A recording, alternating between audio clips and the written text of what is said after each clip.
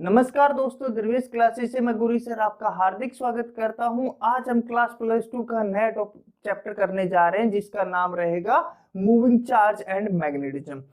कि moving charge और इसके मैग्नेटिज्म इफेक्ट होगा वो क्या रहेगा। सबसे पहले इसका इंट्रोडक्शन देखते हैं हम कि हमें चार्ज है, जब चार्ज मूव हो रहा है तो वो मैग्नेटिज्म इफेक्ट है, मैग्नेट इफेक्ट है, मैग्नेटिक इफेक्ट है, वो कैसे शो कर रहा है ये हमें किसने बताया। ये सबसे पहले ऑस्टर्ड ने बताया। ये किसने बताया हमें? ऑस्टर्ड ने बताया। लगभग कब की बात है ये? 1820 की। लगभग 1820 के अंदर ऑस्टर्ड ने ये बताया कि मूविंग इलेक्ट्रिक करंट, किसकी बात करें? Moving charge. चार्ज जब भी मूव करेगा, फ्लो करेगा कोई भी कंडक्टर के अंदर, तो वहां पे इलेक्ट्रिक करंट जनरेट होगा। Moving electric current and magnetic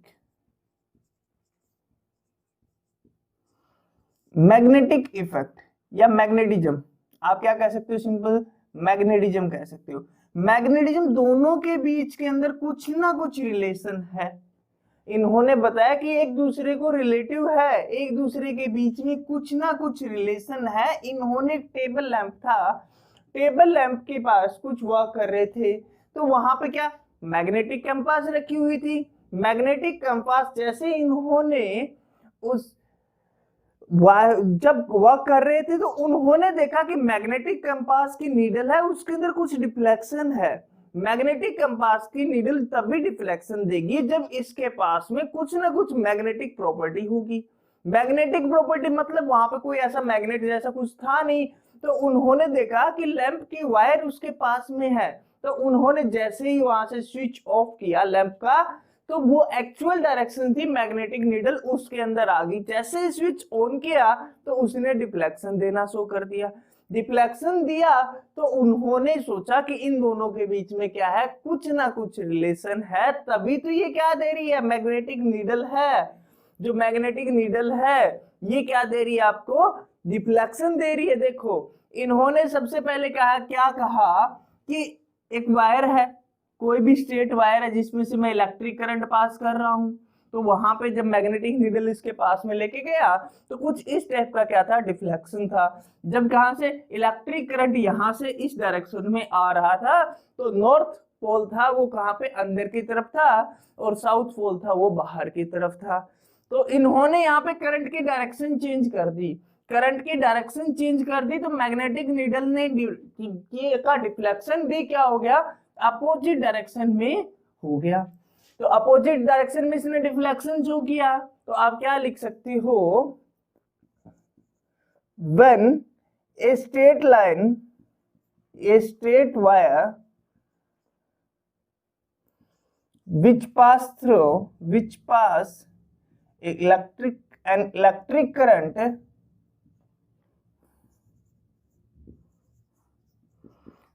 then the magnetic needle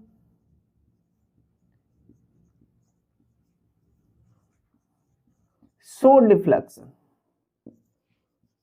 उसने डिफ्लेक्शन आपको दिया, but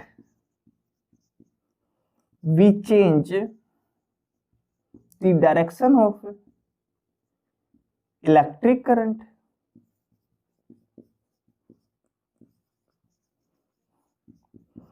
in same circuit, same electric circuit,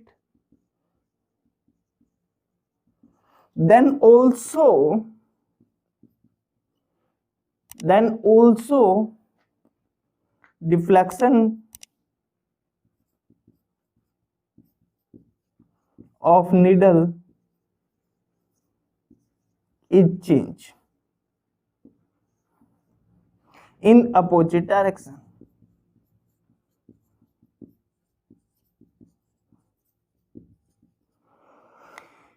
क्या कि एक स्ट्रेट वायर ली, इसमें से हमने इलेक्ट्रिक करंट पास किया, तो वहां पे मैग्नेटिक नीडल ने डिफ्लेक्शन शो किया। उसके बाद हमने वहां पे electric current opposite direction change कर दी, डायरेक्शन ही अपोजिट कर दी, तो मैग्नेटिक नीडल ने यहाँ पे भी डिफ्लेक्शन दिया, बट डायरेक्शन कौन सी रही आपकी?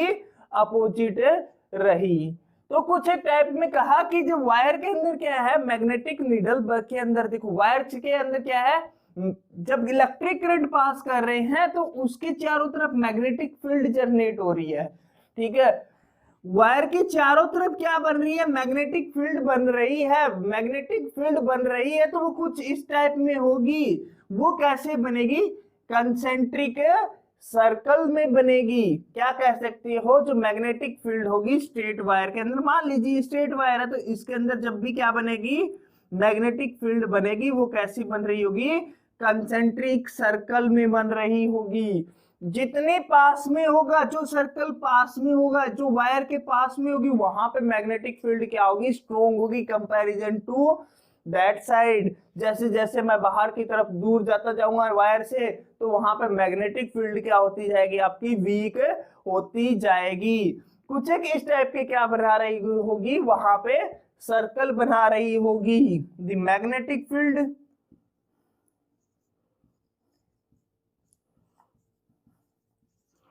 around the wire in concentric circle, वो किसमें होगी, आपकी कंसेंट्रिक सर्कल में होगी।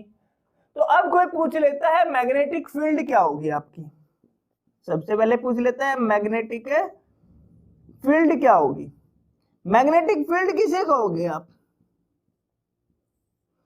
क्या, देखो सिंपल सी बात है कि या तो कोई वायर हो, या तो आपके पास क्या हो, वायर हो जिसमें से करंट कैरिंग वायर हो, या तो आप कह सकते हो करंट कैरिंग वायर। दो चीजें होगी, करंट कैरिंग वायर, या फिर क्या हो, मैग्नेट हो, मैग्नेट। इन दोनों के पास, इन दोनों के चारों तरफ space around that, space around that the force experience, कि वो क्या करे, कोई फोर्स एक्सपीरियंस करे, कि वहां से अट्रैक्शन या फिर रिपल्शन हो। जैसे हम 10th क्लास के अंदर पढ़ चुके हैं, मैग्नेटिक फील्ड के, मैग्नेट के दो पोल होते हैं। जैसे मैंने एक बार मैग्नेट ली है, सिंपल सी बात हम समझने के लिए कह लेते हैं, एक बार मैग्नेट ले लेते हैं, इसका एक नॉर्थ पोल होगा, एक साउथ पोल होगा। जब सेम टाइप के पोल होते हैं तो एक दूसरे को क्या करते हैं, रिपेल करते हैं, और अपोजिट टाइप के पोल होंगे तो क्या करेंगे, अट्रैक्ट करेंगे। मतलब वहां पे क्या हो, रिपल्सन या फिर अट्रैक्शन होना चाहिए, वो फोर्स एक्सपीरियंस करे तो उसे हम क्या कहते हैं, मैग्नेटिक फील्ड कहते हैं। सिंपल सी बात है, क्या है, एक और ले लेते हैं, ये क्या है आपका जंगल, ये क्या है आपका जंगल। जंगल का राजा कौन था, शेर। जंगल के अंदर उसका राज था, तो मतलब जंगल के अंदर वो क्या था, स्ट्रॉन्ग था। जंगल के अंदर वो क्या था, स्ट्रॉन्ग था। जैसे जंगल के बाहर आया तो उसकी कोई औकात नहीं थी। कि मतलब उस मैग्नेटिक फील्ड या फिर करंट कैरिंग वायर, क्या, करंट कैरिंग वायर, उसकी कितनी औकात है वही क्या बताएगी, आपकी मैग्नेटिक फील्ड बताएगी। तो यहाँ पे एक चीज हो रही है, आपके पास मैग्नेट, आप 10th क्लास में भी पढ़ चुकी हैं, लेकिन अब दोबारा बता देता हूं, मैग्नेट क्या होती है आपकी। यदि कोई मैग्नेट की बात करता है तो ये क्या होता है, ब्लैक स्टोन होता है। क्या, ब्लैक स्टोन, आयरन, Fe, निकल, कोबाल्ट, या फिर स्टील से भी बनाते हैं हम, इनके एलॉय से भी बनाते हैं। या फिर क्या होता है, एक आपका नेचुरल होता है, ब्लैक स्टोन होता है, वो क्या करता है, अट्रैक्ट करता है किस चीज को, आयरन, निकल, कोबाल्ट, या फिर इससे बने एलॉय है, उन चीजों को क्या कर ले, अट्रैक्ट कर ले। मैग्नेट का एक और नाम भी आपको पता है, किसिंग स्टोन। क्या कहा जाता है, किसिंग स्टोन भी कहा जाता है। क्यों, क्योंकि एक दूसरे को ये अट्रैक्शन होता है, इन दोनों के बीच में क्या होता है, अट्रैक्शन होता है। दो मैग्नेट लाएंगे तो उनके बीच में क्या होगा, अट्रैक्शन या रिपल्शन होगा। अट्रैक्शन होगा तो उन्हीं के आधार पे हम क्या कहते हैं, किसिंग स्टोन भी कहा जाता है। अब देखो, force on a moving charge in a uniform magnetic field, कि आपके पास जब एक चार्ज मूव चार्ज कर रहा है ना, मैग्नेटिक चार्ज को जब भी मैं मूविंग चार्ज को मैग्नेटिक फील्ड के अंदर रखेंगे तब इसके अंदर क्या फोर्स एक्सपीरियंस होगा। मान लीजिए इसके अंदर क्या है, हमने पॉजिटिव चार्ज है, कौन सा लिया, पॉजिटिव चार्ज लिया है, वो कौन सा लिया है, क्यों, पॉजिटिव चार्ज लिया आपने, कौन सा, क्यों, मूव कर रहा है किसी भी यूनिफॉर्म मैग्नेटिक फील्ड के अंदर। यूनिफॉर्म मैग्नेटिक फील्ड कौन सी है आपके पास, बी वेक्टर, क्योंकि मैग्नेटिक फील्ड क्या होती है, एक वेक्टर क्वांटिटी, और इसको रिप्रेजेंट करने का तरीका क्या होता है, हम बी वेक्टर से रिप्रेजेंट करते हैं। तो यहां पे क्या हो रहा है कि मूविंग है, तो इनके बीच में जब मूविंग चार्ज को मूव करवा रहे हैं तो क्या जनरेट हो रहा है, आपको पता है इलेक्ट्रिक करंट बनेगा, वहां पे इलेक्ट्रिक करंट बनेगा तो दोनों के अंदर कुछ ना कुछ क्या होगी, कॉमन सी चीज होगी। तो दोनों के दोनों में देखो मैग्नेटिक फील्ड, ये भी किसके तरह है, अब चार्ज है, कोई भी वायर के अंदर क्या चार्ज मूव कर रहा है, कोई भी कंडक्टर के अंदर चार्ज मूव कर रहा है, तो वो खुद को क्या बना लेगा, एक मैग्नेट की तरह बिहेव करने लग जाएगा और उसको एक मैग्नेटिक फील्ड के अंदर रखा हुआ है। तो दोनों के बीच में क्या बनेगा, फोर्स एक्सपीरियंस होगा, दोनों के बीच में क्या होगा, फोर्स एक्सपीरियंस होगा। वो फोर्स किस किस पे डिपेंड करेगा, देखो फोर्स तो सबसे पहले डिपेंड किस पे करेगा, फर्स्ट किस पे करेगा, the magnitude of force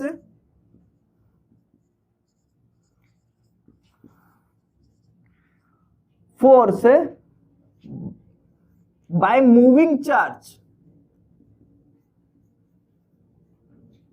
is directly proportional to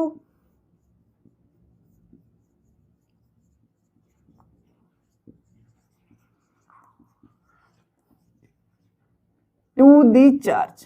वो किसके होगा, डायरेक्टली प्रोपोर्शनल होगा किसके, चार्ज के। मतलब क्या कह सकते हो, F is directly proportional to Q। दूसरा किसके होगा, द मैग्नीट्यूड ऑफ फोर्स, दूसरी डिपेंडेंट किस पे होगी, the magnitude of force is directly proportional to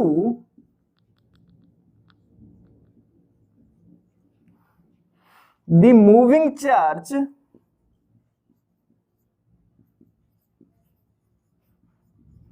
is perpendicular to the direction of magnetic field। देखो यदि सिंपल सी बात देखते हैं हम, यहाँ पे एक चीज कॉमन आ रही है कि देखो जब ये मान लीजिए वायर है तो इसके चारों तरफ क्या बन रही है, कंसेंट्रिक मैग्नेटिक फील्ड बन रही है। वो मैग्नेटिक फील्ड होगी ऑलवेज परपेंडिकुलर होती है किसके, कंडक्टर के, जो मूविंग चार्ज होता है उनके बीच में क्या होती है, परपेंडिकुलर डायरेक्शंस होती है। तो आप क्या कह सकते हो, ये क्या है, परपेंडिकुलर है। तो परपेंडिकुलर है तो परपेंडिकुलर कौन सी आपके पास, v sin थीटा, तो मतलब force is directly proportional to v sin theta. Moving charge की डायरेक्शन होगी वो परपेंडिकुलर कौन सी रहेगी आपकी, v sin थीटा। तो इन दोनों के बीच में यहाँ पे एंगल कितना बन रहा है, 90 डिग्री का बनता है। कोई भी जब हम क्या लेते हैं, प्लेन लेते हैं, तो यहाँ पे क्या बनता है, 90 डिग्री का एंगल बनता है। तो अब देखो थर्ड चीज होगी, वो किस पे डिपेंड करेगी, फोर्स इज डायरेक्टली प्रोपोर्शनल होगा किसके, यूनिफॉर्म मैग्नेटिक फील्ड के। जो आपने इसको मैग्नेटिक फील्ड प्रोवाइड कर रखी है इस वाले कंडक्टर को मूविंग चार्ज के लिए, तो उसके ऊपर क्या होगा, मैग्नेटिक फील्ड के भी क्या होता है, डायरेक्टली प्रोपोर्शनल होता है। तीनों इक्वेशंस को हम क्या कर लेते हैं, कंबाइन कर लेते हैं। कंबाइन करने के बाद आपके पास एक इक्वेशन जाएगी, F is directly proportional to Q V sin theta into में B के बराबर आएगी, Q V sin theta into में B के बराबर आएगी। देखो तो अब ये क्या करते हैं, हम यहाँ से प्रोपोर्शनल हटाते हैं। प्रोपोर्शनल हटाने के लिए हमने क्या यूज किया, कांस्टेंट K, क्या आ गया, Q V B sin theta आ गया, Q V B sin theta आ गया। देखो यहाँ पे K की वैल्यू कितनी ली जाएगी, K इज इक्वल टू 1, मतलब F इज इक्वल टू क्या आ गया, Q V B sin theta के बराबर है, वैल्यू आपकी आ गई। तो अब यहाँ पे देखो V B sin थीटा क्या बन रहा है, B B sin थीटा। तो B B sin थीटा को देखो, वेलोसिटी भी क्या होती है, एक वेक्टर क्वांटिटी होती है, मैग्नेटिक फील्ड भी क्या है आपके पास, एक वेक्टर क्वांटिटी है, फोर्स क्या एक वेक्टर क्वांटिटी है। जब इसको फोर्स के अंदर, वेक्टर के अंदर लिखेंगे तो एफ वेक्टर किसके बराबर होगा, क्यू इंटू में बी क्रॉस वी के बराबर होगा। क्या कह सकते हो आप, बी क्रॉस वी के बराबर रहेगा। क्यों, क्योंकि क्रॉस के अंदर क्या हो जाता है, साइन थीटा खत्म हो जाता है। जब इसको वेक्टर के अंदर लिखते हैं तो आपके पास क्या होगा, फोर्स की नई इक्वेशन आ गई, F is equal to Q B cross V के बराबर रहेगी। तो ये क्या रहेगा, यहाँ पे फोर्स एक्सपीरियंस करेगा। यदि आप क्या करना चाहो कि फोर्स की डायरेक्शन पता करना चाहो तो डायरेक्शन कैसे पता लगा पाओगे, यहाँ पे राइट हैंड थंब रूल लगाना पड़ेगा आपको। कैसा, right hand thumb rule. Right hand thumb rule की वजह से आप क्या कर सकते हो, फोर्स की डायरेक्शन पता कर सकते हो। जैसे ये क्या है, आपका राइट हैंड है, ये वाला क्या है, आपका राइट हैंड है। राइट हैंड है तो अपने फिंगर को किस इस प्रकार करो और ये वाले देखो डायरेक्शंस है, तो ये किसको, फोर्स को एक्सपीरियंस करेगी, मतलब रोटेशंस होगी। जो फोर्स की डायरेक्शन है उसको कौन बताएगा, थंब बताएगा। यदि यहाँ से आप बी की वैल्यू निकालना चाहो तो निकाल सकते हो। इस वाली इक्वेशन से हम क्या निकालते हैं, बी की इक्वेशन निकालते हैं। तो बी किसके बराबर आया आपका, एफ अपॉन, क्या कह सकते हो, F upon Q B sine theta के बराबर आया। F upon Q B sine theta के बराबर आया। तो यहां से आप क्या पता कर सकते हो, मैग्नेटिक फील्ड की एसआई यूनिट पता कर सकते हो। मैग्नेटिक फील्ड की एसआई यूनिट क्या रहेगी, टेस्ला। क्या रहेगी, टेस्ला। या तो क्या होगा, टेस्ला, या फिर क्या कह सकते हो आप, weber per metre square. Weber per metre square भी होती है, या फिर होती है न्यूटन पर एम्पियर या पर मीटर। ये क्या रहती है, इसकी एसआई यूनिट रहती है। इनमें से कोई भी आप निकाल सकते हो। यहाँ से डायमेंशन फॉर्मूला भी निकालना बहुत आसान है। डायमेंशन फॉर्मूला निकालना चाहो तो आप क्या कर सकते हो, इसका डायमेंशन फॉर्मूला निकाल सकते हो। देखो कैसे निकालेंगे। एफ का क्या होता है आपके पास, MLT-2 होता है अपॉन चार्ज। चार्ज का क्या होता है, AT होता है। चार्ज का हम क्या लेते हैं, AT। और वेलोसिटी का क्या होता है आपको पता है, LT-1 होता है। तो T से T क्या हो गया, यहाँ पे कैंसल आउट हो गया। L ऊपर जाएगा तो ये वाली वैल्यू भी क्या हो जाएगी, कैंसल आउट हो जाएगी।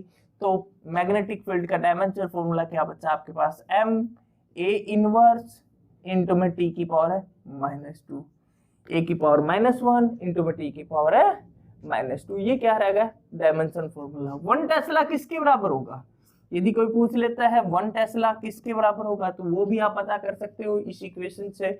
फोर्स किसके बराबर होता है, 1 न्यूटन के बराबर होता है। फोर्स किसके बराबर होता है, 1 न्यूटन के बराबर।